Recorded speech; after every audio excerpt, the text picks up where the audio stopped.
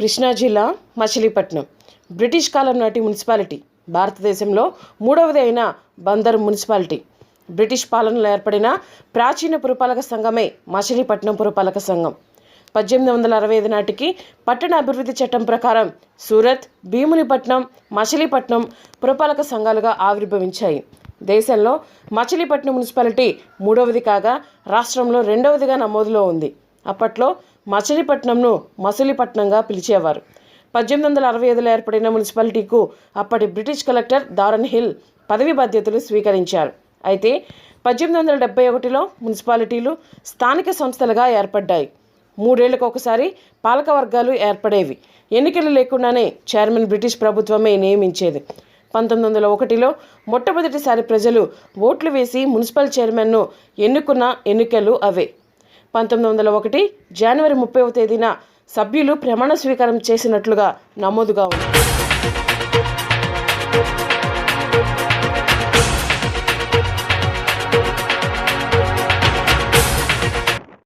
బలాబలాలు. మచిలీపట్నం నగరపాలక ఎన్నికల్లో ప్రధానంగా 3 పార్టీలు నామినేషన్లు దాఖలు చేశాయి. వైసీపీ, టీడీపీ 2 పార్టీల నుండి 50 డివిజన్లకు అభ్యర్థులు నామినేషన్లు దాఖలు చేశారు. అయితే జనసేన మాత్రం కేవలం 15 డివిజన్లకు మాత్రమే నామినేషన్లు దాఖలు చేశారు. అయితే గ్రామ పంచాయతీ ఎన్నికల్లో 25 గ్రామాల్లో 2 గ్రామ పంచాయతీలు జనసేన కైవసం చేసుకోవడంతో నగరపాలక సంస్థ ఎన్నికల్లో కూడా కొంతమేర జనసేన ప్రభావం చూపవచ్చని అంచనాలు లేకపోలేదు. మొత్తం మీద ఓటర్లు టీడీపీ హయాంలో మొదలుపెట్టిన అభివృద్ధి పనులు చూస్తారో, అధికారులను వైసీపీ వాలంటరీ వ్యవస్థతో కలిసి ఇంటికి అందించే సంక్షేమ ఫలాలతో ప్రసన్నమవుతారో వేచి చూడాల్సి ఉంది.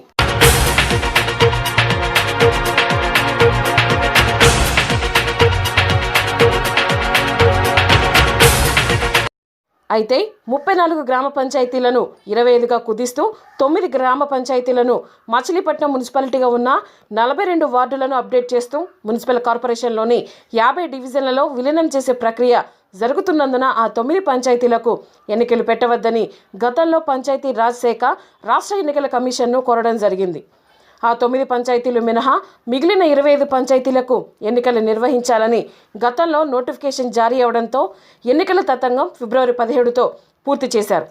ఎన్నికలు జరగని పంచాయతీలు పోతేపల్లి, మేకవానిపాలెం, కరగ్రహారం, చిన్నకరగ్రహారం, గరాలదిబ్బ, రుద్రవరం, ఎస్ఎన్ గులపాలెం, అరిసెపల్లి, సుల్తాన్ నగరం. అయితే ఎస్ఈసి తాజాగా నగరపాలక సంస్థ మచిలీపట్నంలోని 50 డివిజన్లలో ఎన్నికల ప్రక్రియ ఆగిన చోటే ప్రారంభమవుతుందని నోటిఫికేషన్ జారీ చేయడంతో 9 గ్రామ పంచాయతీలు ఇటు కార్పొరేషన్ అటు పంచాయతీ ఎన్నికలకు నోచుకోవడం లేదు. ఈ 9 గ్రామాల అభివృద్ధిపై పలు సందేహాలు ఉన్నాయని ఇప్పటికే జనసేన పార్టీ ఈ 9 గ్రామాల విలీనం ఎన్నికలపై న్యాయస్థానాన్ని ఆశ్రయించింది.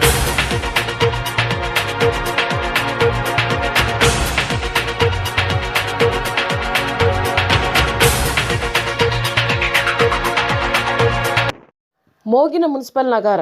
మచిలీపట్నం మున్సిపాలిటీ ఇక మచిలీపట్నం నగరపాలక సంస్థగా రూపుదిద్దుకుంటుంది. ఈ ఎన్నికలతో మచిలీపట్నం మున్సిపల్ కార్పొరేషన్ మొట్టమొదటిసారి చైర్మన్ స్థానంలో కొత్తగా రాబోతున్న మేయర్. గతంలో ఎన్నికైన అభ్యర్థులు కౌన్సిలర్లుగా పిలువబడేవారు. ఈసారి ఎన్నికైన అభ్యర్థులు కార్పొరేటర్లు కాబోతున్నారు. నగరంలో పోరు షురు అయింది. గత ఏడాది కరోనా మహమ్మారి ఫలితంగా వాయిదా పడిన మచిలీపట్నం నగర ఎన్నికల పోరు మళ్లీ షురు అయింది. వాయిదా పడిన మచిలీపట్నం నగరపాలక సంస్థ ఎన్నికలు మార్చి 10వ తేదీన జరగనున్నాయి.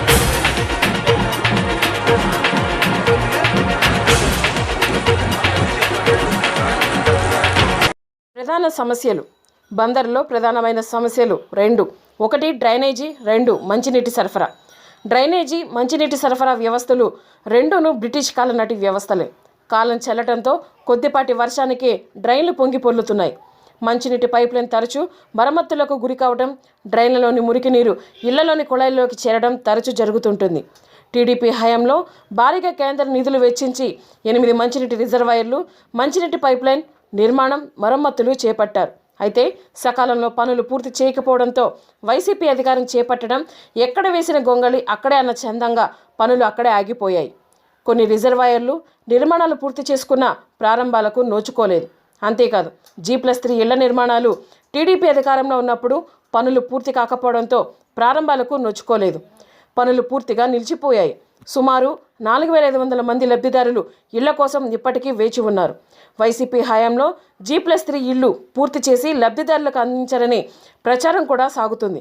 అయితే టీడీపీ పాలనలో మొదలుపెట్టిన డ్రైనేజీ, రోడ్డు పనులు కొన్ని మాత్రం మున్సిపల్ ప్రత్యేక అధికారి పాలనలో పూర్తి చేసినప్పటికీ బందరు ప్రజలకు పూర్తి స్థాయి అభివృద్ధి ఫలాలు అందలేదనే చెప్పాలి.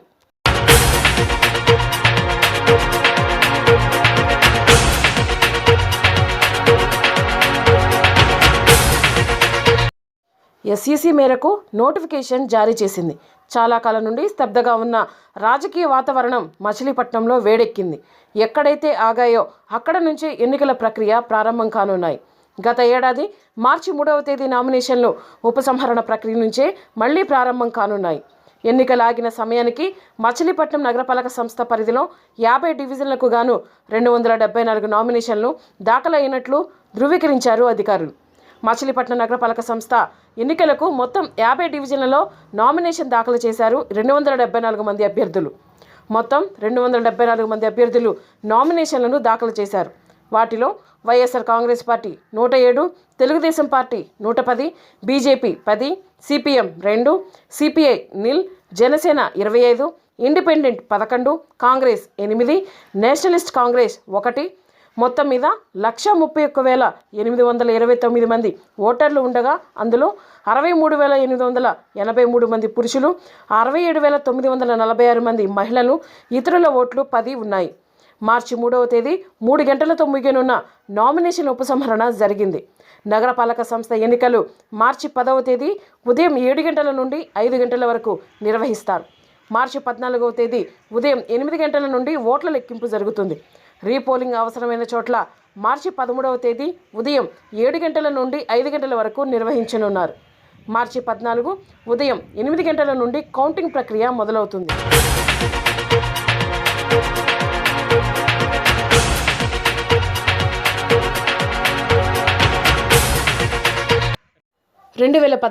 మున్సిపల్ ఎన్నికల్లో 42 వార్డులకు గాను 29 టీడీపీ, 12 వైఎస్ఆర్, 1 కాంగ్రెస్ కౌన్సిలర్లుగా గెలిచారు. కరోనాతో ఎన్నికలు వాయిదా పడిన తరువాత 3 నెలలు నామినేషన్ వేసిన అభ్యర్థులు సేవా కార్యక్రమాలు నిర్వహిస్తూ వారి వార్డులలో ఓటర్లను ప్రసన్నం చేసుకునే ప్రయత్నాలు చేశారు.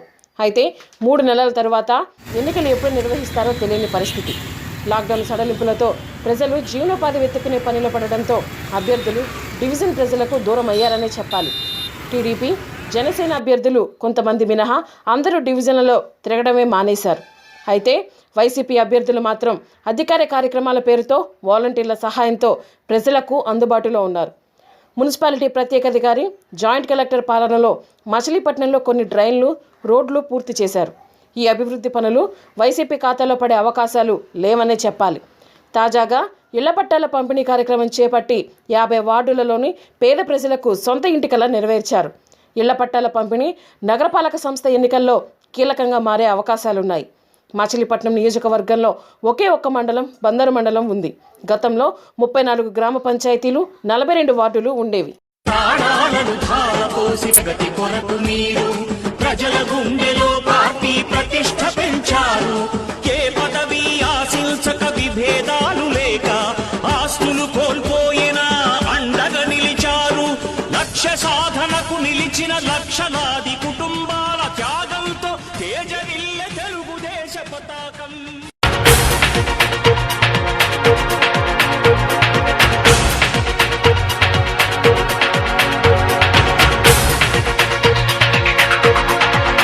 మచిలీపట్నానికి ఎంతో చరిత్ర కలిగింది. 150 ఏళ్ల చరిత్రలో మచిలీపట్నం పురపాలక సంఘంగా దేశంలోనే 2వ మున్సిపాలిటీ. కానీ అభివృద్ధిలో మటుకు చాలా వెనకబడి ఉంది. గతంలో ఇన్ని 150 ఏళ్ల చరిత్రలో తెలుగుదేశం పార్టీ 2 సార్లు అధికారంలోకి వచ్చింది. ఒకసారి బచ్చుల అర్జున్ గారు, తర్వాత నేను చేశాం. బచ్చుల అర్జున్ గారు మున్సిపాలిటీ పురపాలక సంఘంలో ఉన్నప్పుడు చాలా అభివృద్ధి కార్యక్రమాలు చేశారు. తర్వాత నేను కూడా వచ్చాక 8 రిజర్వాయర్లు మంచినీళ్ళకి ఎక్కడ ఇబ్బంది పడకూడదు అని చెప్పి 8 రిజర్వాయర్లు ఏర్పాటు చేయడం జరిగింది. అట్లాగే జోన్ల వారీగా మంచినీళ్ళు పైప్ లైన్లు ఏర్పాటు చేయడం జరిగింది. తలకటూరు నుంచి మచిలీపట్నం పురపాలక సంఘానికి మెయిన్ పైప్ లైను దాదాపు 30 కోట్ల రూపాయలు మెయిన్ లైను. ఆ 30 కోట్ల రూపాయలు చెప్పి మెయిన్ లైను బందరుకు ఏర్పాటు చేయడం జరిగింది. అట్లాగే మంచినీళ్ళు మరి ఎక్కువ శాతం ఇస్తానికి ప్యూరిఫై చేస్తానికి 22 కోట్ల రూపాయలతో మచిలీపట్నంలో మరి మంచినీళ్ళు ప్యూరిఫై పంపు హౌస్ కడతాం జరిగింది. అట్లాగే డివైడర్లు కడతాం జరిగింది. చెట్లు నాటాం ఎక్కువ పెద్ద ఎత్తున. అట్లాగే మంచినీళ్ళకు కూడా చాలా పెద్ద ఎత్తున మరి నిధులు ఖర్చు పెట్టి పురపాలక సంఘంలో ఎక్కడ కూడా మంచినీళ్ళకి ఇబ్బంది పడకూడదని చెప్పి మంచినీళ్ళకి పెద్దపీట చేస్తాం జరిగింది. అట్లాగే మౌలిక సదుపాయాల్లో డ్రైనేజీలు బాగా ఉండాలి. ఎందుకంటే డ్రైనేజీ వ్యవస్థ కూడా చాలా అస్తవ్యస్తంగా ఉంది. అప్పుడు డ్రైనేజీ వ్యవస్థను కూడా అభివృద్ధి చేసి మరి చుట్టుపక్క మరి వార్డులు అన్ని వార్డులు కూడా లింకేజీ కలుపుతాం అనేది కూడా పెద్ద ఎత్తున జరుగుతూ జరిగింది. అట్లాగే రోడ్లు కూడా పెద్ద ఎత్తున వేస్తాం జరిగింది. అట్లాగే లైటింగ్ గతంలో ట్యూబ్ లైట్లు ఉండేవి. ఈ ట్యూబ్ లైట్లు కాంట్రాక్ట్ ఇస్తాం వల్ల సరైన లైట్లు వెలిగించేవాళ్ళు కాదు. ఎల్ఈడి లైట్లు వేస్తాం వల్ల వాళ్ళ ఎల్ఈడి లైట్లు అనేది రిపేర్లు తక్కువ వస్తాయి. చాలా పెద్ద ఎత్తున ఎక్కడ కూడా బాగా వెలుగుతూ అనేది జరిగింది. లైట్లు కూడా బాగా పెద్ద ఎత్తున వెలిగిస్తూ అనేది జరిగింది. అట్లాగే గ్రీనరీ కానీ మున్సిపల్ పార్కులు కూడా చాలా డెవలప్ చేస్తున్నది జరిగింది మేము ఉన్నప్పుడు. అట్లాగే మనం పుట్టాక సంతోషంగా పండగ చేసుకున్నాం, కానీ చనిపోయినప్పుడు వెళ్ళి మురికి దెబ్బల మీద పడేసే పరిస్థితి ఉంది. మరి శ్మశానాలను కూడా దాదాపు అన్ని మచిలీపట్నంలో 8 శ్మశానాలని అభివృద్ధి చేస్తామని జరిగింది. అట్లాగే స్కూల్స్కి పెద్ద ఎత్తున నిధులు తీసుకొచ్చాం. స్వచ్ఛంద సంస్థల నుంచి ఎక్కువ నిధులు తీసుకొచ్చాం. ఇక్కడ బెల్ కంపెనీలో 2 కోట్ల రూపాయలు తీసుకొచ్చి మరి స్కూల్స్లో మరి రూమ్స్కి కానీ టాయిలెట్స్కి కానీ బెంచ్లకు కానీ అట్లా వేస్తామనేది జరిగింది అన్నమాట. ఇట్లా పెద్ద ఎత్తున అన్ని మౌలిక సదుపాయాలకి తెలుగుదేశం పార్టీ పెద్దపీట వేసింది. అట్లాగే రేపు కార్పొరేషన్ కూడా తెలుగుదేశం పార్టీకి ఇస్తే ఖచ్చితంగా కేంద్రం నుంచి నిధులు వస్తాయి. ఇది వాళ్ళ ఈ రాష్ట్ర ప్రభుత్వం నుంచి నిధులు పెద్ద ఎత్తున వచ్చేవి ఉండదు. కేంద్రం నుంచి నిధులు వస్తాయి కాబట్టి ఖచ్చితంగా తెలుగుదేశం పార్టీ వస్తే ఖచ్చితంగా డెవలప్ చేస్తానికి చేయగలదు. ఎందుకంటే చిత్తశుద్ధి అనేది తెలుగుదేశం పార్టీలోనే ఉంది. కాబట్టి చిత్తశుద్ధి మీరు అందరూ కూడా తెలుగుదేశాన్ని కనుక అభినందించి ఓట్లు వేస్తే కనుక ఖచ్చితంగా ఈ మేయర్ క్యాండిడేట్ తెలుగుదేశం వస్తే ఖచ్చితంగా పరిపాలన అందరికి కూడా బ్రహ్మాండంగా అందుతుంది. ఈరోజు చూస్తుంటే మీకు 20 నెలల నుంచి కూడా చాలామంది వార్డులోకి వెళ్తుంటే దోమలతో చాలా బాధపడుతున్నామండి. క్లీనింగ్ సరిగ్గా లేదు, కాలువలు సరిగ్గా తీయట్లేదు, లైట్లు సరిగ్గా వెళ్ళట్లేదు అని ప్రతి ఒక్కరు కూడా మాకు చెప్తూనే ఉన్నారు.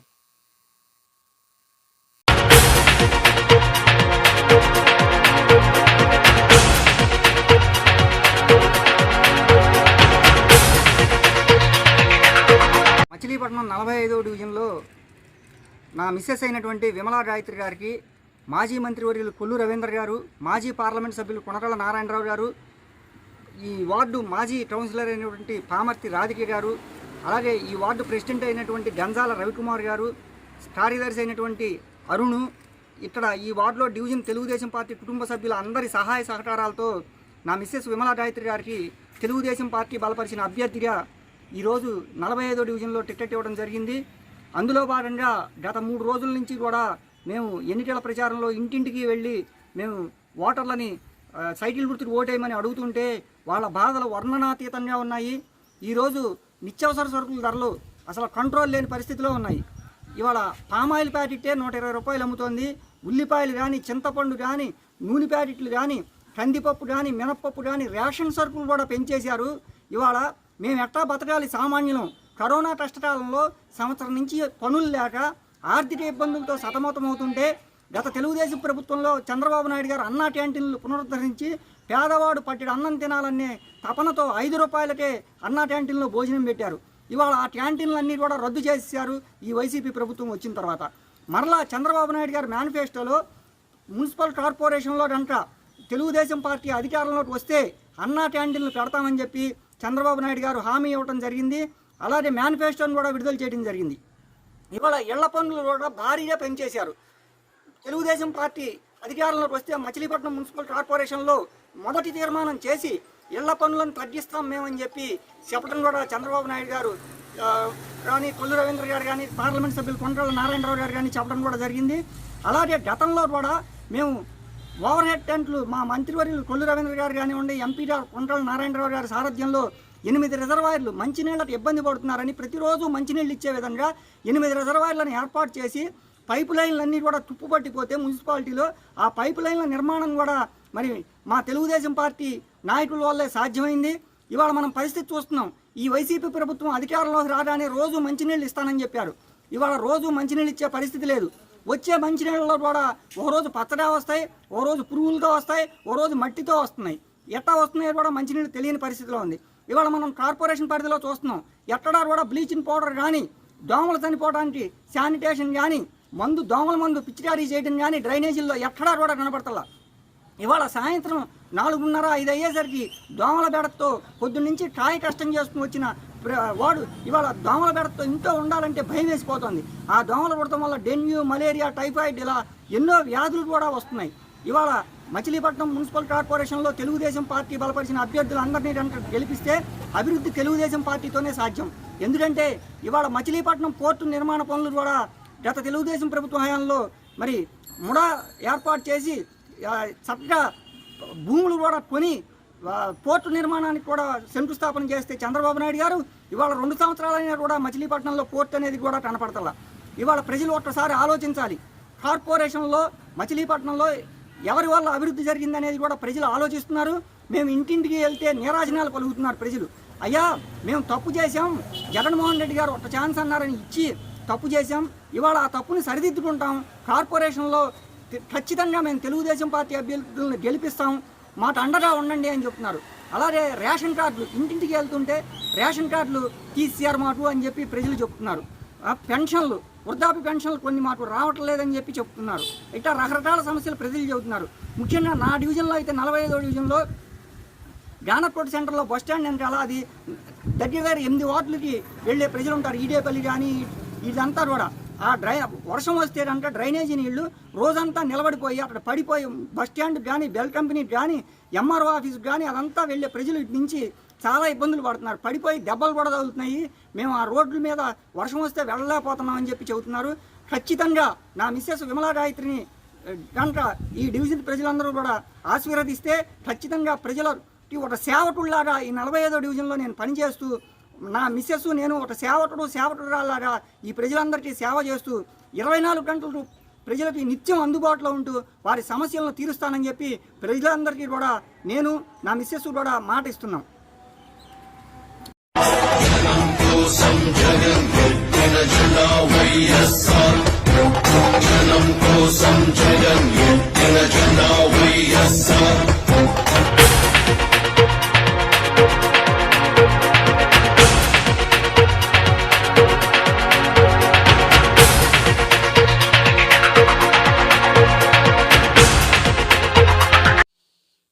ఈ ఆంధ్ర రాష్ట్ర ప్రజలు గత ప్రభుత్వాన్ని కూడా అధికారం ఇచ్చారు. గత ప్రభుత్వం పరిపాలన చూశారు. తర్వాత జగన్మోహన్ రెడ్డి గారికి కూడాను పట్టం కట్టారు. అనుకోని రీతిలో 150 సీట్లని ఇవ్వడం జరిగింది. ఆ అభివృద్ధిని పోల్చుకుంటే, ఇప్పుడు అభివృద్ధిని పోల్చుకుంటే ప్రజల యొక్క స్పందన కనపడుతుంది. గతంలో కేవలం వాళ్ళ లబ్ధి కోసం, వాళ్ళ కార్యకర్తల కోసం, వాళ్ళ కోసమే వాళ్ళు పనిచేస్తున్నారు తప్ప ప్రజలను ఏమాత్రం కూడా పట్టించుకోలేదు. ప్రజలు విస్మరించారు. ఇవాళ జగన్మోహన్ రెడ్డి గారి ప్రభుత్వంలో ప్రజలకి ఆయన చేసినటువంటి పాదయాత్రలో ఏదైతే ఆయన విన్నారో, ఏదైతే ప్రజలకి అవసరం ఉన్నాయో, ప్రజలు ఏదైతే వాళ్ళని కోరుకున్నారో అవన్నీ కూడా మరి నెరవేర్చడానికి 100కి 100% కూడా నెరవేర్చడం జరిగింది వాళ్ళ ప్రభుత్వంలో. కేవలం ఒక పెన్షన్ తీసుకుందాం. ఒక అవ్వకి పెన్షన్ రావాలంటే ఇంకో అవ్వ చనిపోయేటువంటి పరిస్థితులు ఉండేవి. అప్పుడు చనిపోతే కానీ ఇవ్వటానికి ఆస్కారం ఉండేది కాదు. మరి ఇవాళ అలా కాదే. ఇవాళ పెన్షన్ కావాలన్నా, రేషన్ కార్డు కావాలన్నా, ఏది కావాలన్నా కూడాను అర్హత ఉండి అర్హుడు అయితే ఒక నెల రోజుల లోపుల్లోనే కార్డు ఇవ్వటం జరుగుతుంది. ఇవాళ తెల్లవారంగానే ఇంటికి పెన్షన్ తీసుకెళ్ళి ఇవ్వటం జరుగుతుంది. గత ప్రభుత్వంలో పెన్షన్ల కోసం లైన్లో నుంచున్నటువంటి గంటలు పూటలు పడతాయో రోజులు పడతాయో తెలియనటువంటి పరిస్థితులు. ఇవాళ కోడి కోయక ముందే ఫస్ట్ తారీఖు వచ్చింది. వాళ్ళ వాలంటీర్ ఇంటికి వెళ్ళి తలుపు కొట్టి ఎందుకంటే ఇవాళ ఫస్ట్ తారీఖా అనేటటువంటి పరిస్థితులు ఇవాళ ఫస్ట్ తారీఖు రావగానే ఇంటికి వెళ్ళి పెన్షన్ ఇవ్వడం జరుగుతుంది. వాళ్ళకి ఇవాళ ఏదైతే ఏమి కావాలన్నా కూడా వాళ్ళ ఇంటిలో వాళ్ళకి ఏమి కావాలన్నా, చేయూత కావాలన్నా, ఆసరా కావాలన్నా, రైతు భరోసా కావాలన్నా విద్యకిను ప్రాధాన్యత ఇస్తున్నటువంటి ప్రభుత్వం ఇవాళ విద్యకి ఆరోగ్యానికి ప్రాతినిధ్యం ఉందంటే జగన్మోహన్ గారి ప్రభుత్వం. ఈ ప్రభుత్వంలో ఇవాళ అందరూ కూడా అన్ని కుల మతాలకు అతీతంగా ప్రతి ఒక్కరు అర్హత ఉన్నవాడికి అర్హత ఉండి అర్హుడైన వారికి పథకం అందజేయాలి. ప్రతి ఒక్కరు కూడా వాళ్ళు ఏ పార్టీ అయినా సరే, ఏ కులమైనా సరే, ఏ మతమైనా సరే, కనీసం మాకు ఓటు వేసారా అని చూడకుండా ప్రతి ఒక్కరు కూడా మరి సంక్షేమ కార్యక్రమాలు తీసుకెళ్లేటటువంటి ప్రభుత్వం వైఎస్ఆర్ పార్టీ ప్రభుత్వం. ఇప్పుడు రాబోయే కాలంలో పంచాయతీ ఎలక్షన్స్ చూశారు మీరు. ఇప్పుడు 80% పంచాయతీ ఎలక్షన్లో మరి ఈ ప్రభుత్వాన్ని కోరుకొని బ్రహ్మరథం కట్టారు. ఇప్పుడు రాబోయేటటువంటి స్థానిక సంస్థలు ఉన్నాయి. మచిలీపట్నంలో పేర్నిగంట నాని గారి సారథ్యంలో మరి వాళ్ళ కార్పొరేషన్గా ఉన్నటువంటి ఈ యొక్క మున్సిపాలిటీని మరి 50 డివిజన్లుగా ఇవాళ ముందుకు వెళ్తున్నారు. ప్రతి డివిజన్లో కూడా ఇవాళ ప్రజలందరూ కూడా బ్రహ్మరథం పడుతున్నారు.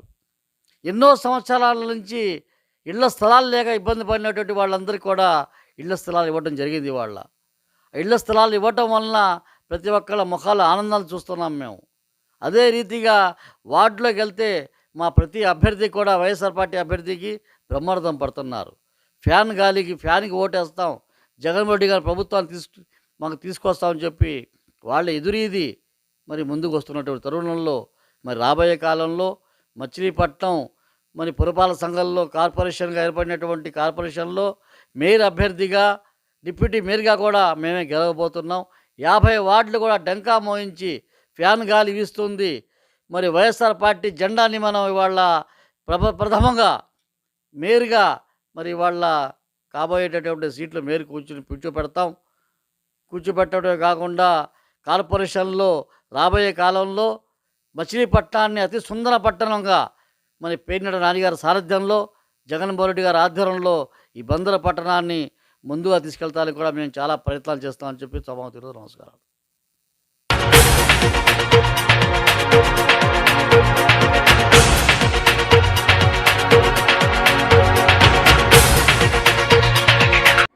చారిత్రక మచిలీపట్నం ఈ రోజున కార్పొరేషన్గా అవతరించనుంది. ఈ కార్పొరేషన్ ఎన్నికలు మొట్టమొదటిసారిగా మచిలీపట్నంలో జరుగుతున్న సందర్భంలో గతంలో మున్సిపాలిటీగా ఉన్నప్పుడు గత ప్రభుత్వం కానీ అలాగే గత కౌన్సిల్లో అనేక వైఫల్యాలను మనం ఎన్నో చూసాం. గత ప్రభుత్వం కానీ అలాగే గత కౌన్సిల్లో టీడీపీ ఆధ్వర్యంలో గెలిచిన కౌన్సిల్లో అనేకమైన లోపాలు అలాగే అనేక విషయాల్లో వెనుకబాటుతనం చూపించి మచిలీపట్నం ప్రజలను, మచిలీపట్నాన్ని అభివృద్ధికి ఎంతో దూరంగా పెట్టాయి.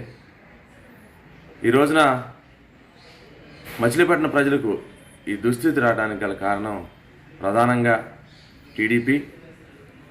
ప్రతిపక్షంగా ఉండి ఈ రోజున మరలా ఏ మొహం పెట్టుకొని ఓటు అడగడానికి వస్తున్నారో మాకైతే అర్థం కావట్లేదు.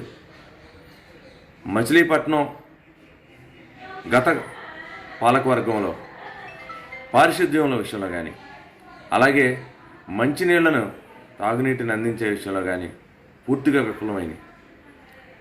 మచిలీపట్నంలో ఎన్ని రిజర్వాయర్లు ఉన్నా సరే, ఎన్ని ఓవర్ హెడ్ ట్యాంకులు ఉన్నా సరే, మరి దానికి ముందు మరి పేర్నాని గారు వీటన్నిటినీ 14th ఫైనాన్స్ ప్లాన్లో ఇవన్నీ పెట్టి రూపకల్పన చేసినప్పటికీ వాటిని నిర్మించడంలో కానీ, వాటిని పూర్తి చేయడంలో, వాటిని నిర్వహించడంలో గత తెలుగుదేశం కౌన్సిల్ పూర్తిగా విఫలమైంది. అంతేకాకుండా పారిశుద్ధ్యం విషయంలో అది పడకేసినట్టుగా ఎంతసేపు పారిశుద్ధ్య కార్మికులు ఎక్కడ చనిపోతారా, ఆ పోస్టులను ఎలా అమ్ముకుందామా, ఎవరిని తీసేసి ఎవరిని పెట్టుకుందామా అని చెప్పి ఇలాంటి ఆలోచనలు చేయడమే కానీ, కాంట్రాక్టర్ల జోబులు నింపుకుంటాం కానీ, ప్రజాస్వామ్యం దండుకుంటాం కానీ ఇదే ఆలోచన చేశారు. కానీ ఎటువంటి అభివృద్ధి కార్యక్రమం కానీ, పారిశుద్ధ్యంలో చిత్తశుద్ధి కానీ చూపించలేకపోయారు. ఇది కాకుండా జన్మభూమి కమిటీ ఆగడాలను ఒక రకంగా చెప్పడానికి వీల్లేదు. పెన్షన్ కోసం వెళ్ళిన వారిని, అలాగే కార్పొరేషన్ లోన్ల కోసం వెళ్ళిన వారిని, G+3 ఇళ్ళు కోసం వెళ్ళిన వారిని ప్రతి ఒక్కరిని కూడా పిండుకున్నారు. ఎవరన్నా పెన్షన్ పెట్టాలంటే మాకెంత ఇస్తావు, మాకేమిస్తావు, ఏదన్నా ఒక సంతకం పెట్టాలి, కార్పొరేషన్ లోన్కి సెలెక్ట్ చేయాలి, SC corporation, BC corporation, minority corporation లోన్ల కొరకు వెళ్ళాలంటే లోన్లో వచ్చే దానిలో సబ్సిడీలు మాకెంత ఇస్తావు. మరి సాక్షాత్తు ఆ ప్రధాన నాయకులుగా ఉన్న వ్యక్తులే వీటిని ప్రోత్సహించిన ఈ నేపథ్యంలో ప్రజలు ఎంతగానో ఇబ్బంది పడ్డారు. జన్మభూమి కమిటీ యొక్క ఆగడాలకు అంతే లేకుండా పోయింది. ఈ పరిస్థితిలో మరి G+3 విషయంలో అయితే చేసిన మోసం ఇంత అంతా కాదు. కేవలం ఒక 2,000 లోపు ఇల్లు కట్టి సుమారుగా ఒక 4-5 వేల మంది దగ్గర నుంచేమో డబ్బులు కట్టించుకున్నారు.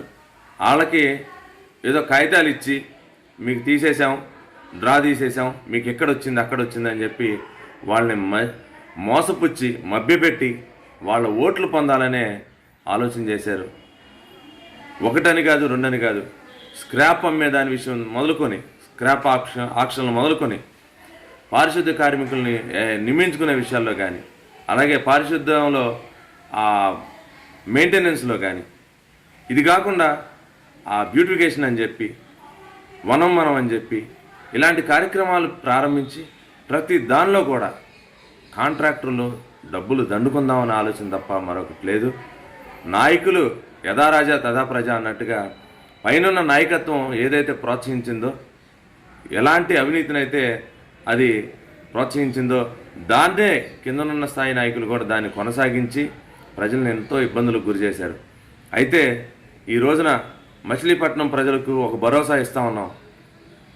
జగన్ గారి సమర్థవంతమైన పరిపాలనలో, పేర్ని నాని గారి యొక్క నాయకత్వంలో రేపొద్దున రాబోయే కౌన్సిల్ పటిష్టమైన ఒక కౌన్సిల్గా ఉంటుంది. వైఎస్ఆర్సీపీ అభ్యర్థులకు తిరుగులేని విజయాలు మేము సొంతం చేసుకుంటాం.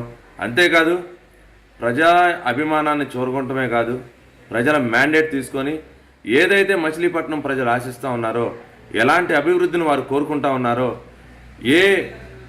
ఒకప్పుడు గత కౌన్సిల్లో ఏ వైఫల్యాలను మేము చూసామో వాటన్నిటిని అధిగమించి ప్రజలకు చక్కని సౌకర్యాలు కల్పించడం, మంచినీళ్ళ విషయంలో కానీ, రోడ్ల విషయంలో కానీ, మరి ముఖ్యంగా మచిలీపట్నం డ్రైన్ సమస్య కానీ, ఈ అన్కనెక్టెడ్గా ఉన్న డ్రైన్లు, స్టామ్ వాటర్ డ్రైన్లు అని చెప్పి, అలాగే ఎక్కడెక్కడైతే సగంలో వదిలేసేసి కాంట్రాక్టర్లు వెళ్ళిపోయారో వాటన్నిటినీ పూర్తి చేస్తామని హామీ ఇస్తా ఉన్నాం. అమృత్ నిధులు గతంలో దుర్వినియోగమైనవి, ఇప్పుడు వాటన్నిటిని కూడా సద్వినియోగం చేసే పనిలో ఉన్నాం. కాబట్టి రాబోయే రోజుల్లో మచిలీపట్నం ప్రజలకు మంచి సుపరిపాలన అందించడానికి వైఎస్ఆర్ కాంగ్రెస్ పార్టీ చిత్తశుద్ధితో ఉంది.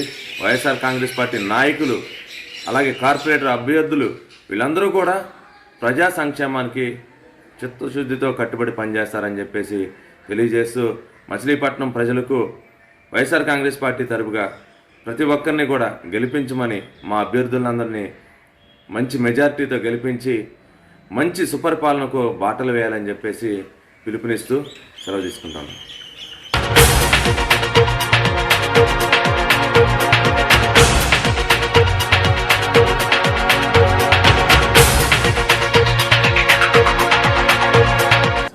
భారతదేశంలోనే మచిలీపట్నానికి పేరుంది. రాజకీయ చైతన్యవంతంగా ఉన్నటువంటి మచిలీపట్నం నగర కార్పొరేషన్గా రూపాంతరం చెంది మొట్టమొదటిసారిగా ఈ నెల 10వ తారీఖు ఎన్నికలు జరుగుతూ ఉన్నాయి. గత 60 సంవత్సరాలుగా మచిలీపట్నాన్ని తెలుగుదేశం, కాంగ్రెస్ ప్రభుత్వాలు పరిపాలించినాయి. ఏం సాధించారా అంటే, భారతదేశంలో జనాభా తగ్గిపోతున్న జిల్లా ముఖ్య కేంద్రం ఏమైనా ఉందంటే మచిలీపట్నం అని చెప్పి కృష్ణా జిల్లా కలెక్టర్ గారు స్వయంగా రాతపూర్వకంగా ప్రకటించారు. వీళ్ళకి అసమర్థత వలన, చేతకాంతనం వలన మచిలీపట్నంలో జనాభా తగ్గిపోయారు. మచిలీపట్నం ఉండవలసిన కోట్లన్నీ కూడా ఇతర ప్రాంతాలు తరలి వెళ్ళిపోయినాయి. బందర్లో ఉన్న ముఖ్య కార్యాలన్నీ కూడా విజయవాడ తరలి వెళ్ళిపోయినాయి. బందర్ పోర్టు అని చెప్పి 3 శంకుస్థాపనలు, 6 కొబ్బరికాయలు కొట్టారు, ఒక డిప్పమట్టి ఇలా. మున్సిపల్ కార్యాలయం కడతా అన్నారు, పునాదులు ఆపేశారు. ఇదిగో స్టేడియం, అదిగో స్టేడియం అని అనిల్ కుంబ్లేని తీసుకొచ్చి ఇక్కడ శంకుస్థాపన చేశారు. ఆ క్రికెట్ స్టేడియం ఇటుకు తన్నుకుపోయారో ఎవరికి తెలియదు. ఇవాళకి మచిలీపట్నంలో రోజు విడిచి రోజు కేవలం అరగంట మాత్రమే మంచినీళ్ళు ఇస్తున్నారు. ప్రభుత్వం యొక్క అసమర్థతకి, గత ప్రభుత్వాల యొక్క వైఫల్యాలకి నిలువెత్తి నిదర్శనం మచిలీపట్నంలో వైఫల్యం మంచినీటి సరఫరా, డ్రైనేజీ వ్యవస్థ. చిన్నపాటి వర్షానికే కోనేరు మునిగిపోతుంది. మెయిన్ రోడ్లో వాటర్, బస్ స్టాండు, బతుకు బస్ స్టాండ్ అని బందర్ బస్ స్టాండ్ని ఉదాహరణ చెప్తారు, అది ఇవాళకి అలాగే ఉంది. రవాణా శాఖ మంత్రిగా వచ్చారు, ఈ 2 సంవత్సరాల్లో మార్పు వస్తుంది ఆలోచన చేశాం, కానీ బందర్ బస్ స్టాండ్లో ఎటువంటి పురోగతి లేదు. రైల్వే తీసుకుంటే 12 సంవత్సరాలుగా ఉన్న ఒక్క రైలు, కొత్త రైలు రాలేదు, ఉన్న తిరుపతి రైలుని గుండు కొట్టించేశారు. ఏమిటో మీరు చేస్తుంటే ఏమీ లేదు. మా జనసేన పార్టీని ఆదరించమని చెప్పి ప్రజలను కోరుతా ఉన్నాం, ఇంటింటికి తిరుగుతూ ఉన్నాం. 19 వార్డులో జనసేన, 10 వార్డులో బీజేపీ, 29 వార్డులో మేము అభ్యర్థులను నిలిచోబెట్టాం. నీతి నిజాయితీకి మరో పేరుగా మచిలీపట్నం 10 రోజులు మంచిలు ఇస్తామని చెప్తా ఉన్నాం. ముఖ్యంగా మచిలీపట్నంలో హిందువులకి, క్రైస్తవులకి, ముస్లిమ్స్కి చనిపోతే శ్మశాన వాటి లేక చాలా ఇబ్బంది పడుతూ ఉన్నారు. 3 మతాలకి ఒక్కొక్క మతానికి 25 ఎకరాల చొప్పున శ్మశాన వాటిలు ఏర్పాటు చేస్తాం. నీళ్ళకి ఇబ్బంది లేకుండా చేస్తాం. డ్రైనేజీ రోడ్డు వ్యవస్థను బాగుపరుస్తాం. విద్య వైద్య విధానాన్ని మెరుగుపరుస్తాం. జనసేన పార్టీని ఆదరించమని, గాజు గ్లాస్ గుర్తుకి ఓటేయమని ఒక్క అవకాశం. 2 ప్రభుత్వాలకి 60 సంవత్సరాలు ఇచ్చారు. మా జనసేన పార్టీకి ఒక్క అవకాశం ఇచ్చి 5 సంవత్సరాల్లో మచిలీపట్నం కార్పొరేషన్ని భారతదేశంలోని ఒక రోల్ మోడల్ చేయడానికి మేము సిద్ధంగా ఉన్నామని చెప్తున్నాం. ప్రజలు కూడా అనూహ్యమైన స్పందన. గత పంచాయతీ ఎన్నికల తర్వాత మచిలీపట్నంలో చదువుకున్న విద్యావంతులంతా కూడా జనసేన పార్టీని ఆదరిస్తున్నారు. ఆదిస్తులోనే రాబోయేటువంటి ఎన్నికల్లో మచిలీపట్నం కార్పొరేషన్లో జనసేన జెండా ఎగరవేస్తామని చెప్పి తెలియజేస్తున్నాం. అందరికీ నమస్కారం. నేను 10వ డివిజన్ పరాస్పేట జనసేన పార్టీ ఇన్ఛార్జిని. మీ అమూల్యమైన ఓటు గ్లాసు గుర్తుపై వేసి మమ్మల్ని అఖండ మెజారిటీ గెలిపించే ప్రార్థన. సార్, మేమైతే సంపాదించుకుంటాకైతే రాలేదు. ఈ 2 ప్రభుత్వాలు చూశారు, గత ప్రభుత్వం చూశారు, ఈ ప్రభుత్వం చూశారు. ఈ ప్రభుత్వంలో నిత్యావసర సరుకులు అన్నీ పెరిగిపోయి జనాలు, పేద ప్రజలు చాలా ఇబ్బంది పడుతున్నారు. వాళ్ళకి ఎంత కష్టం అంటే అంత కష్టం. పనులు లేక ఒక ఆయిల్ ప్యాకెట్ 160 రూపాయలు, బియ్యం పెరిగి, నిత్యావసర సరుకులు కందిపప్పు, చింతపండు అన్నీ కానించి పెరిగిపోయినాయి. మధ్యతరగతి ప్రజలు కానీ, లో ప్రజలు కానీ ఎవరూ బతికే ప్రాజెక్టులో లేదు. ఈ 2 గవర్నమెంట్లు చూశారు కాబట్టి నా వార్డు ప్రజలకు నేర్చే హామీ ఏంటంటే, నేను గనక గెలిస్తే జనసేన పార్టీ తరపు నుంచి నేను డ్రైనేజీ వ్యవస్థ, 6 నెలలకు ఒకసారి మెడికల్ క్యాంపు పెడతాం. మేము వార్డులో ప్రతి దానికి అందుబాటులో ఉంటాము. మేము ఎల్లప్పుడూ మీ మంచి కోరుకునే వ్యక్తిని. మీ వార్డులో ఎప్పుడు అక్కడే ఉంటాము. చిన్నప్పటి నుంచి పుట్టి పెరిగింది కాడి నుంచి మా అమ్మగారి కానీ మేము అక్కడే ఉన్నాము. మేమేంటో వార్డు ప్రజలకి తెలుసు. ఈ ఒక్క అవకాశం మాకు ఇచ్చి చూడండి, జనసేన పార్టీకి గ్లాస్ గుర్తుకి ఓటేసి. ఇంకా పనులు ఏమన్నా ఉంటే దగ్గరుండి మేము చూసాం. ఎన్నప్పుడు 24 గంటలు మీకు అందుబాటులో మేము ఉంటాము. డ్రైనేజీ వ్యవస్థ, పారిశుద్ధ్య వ్యవస్థ, వాటర్ వ్యవస్థ, కరెంటు సమస్య మొత్తం మేము దగ్గరుండి మేము చూసుకుంటాము.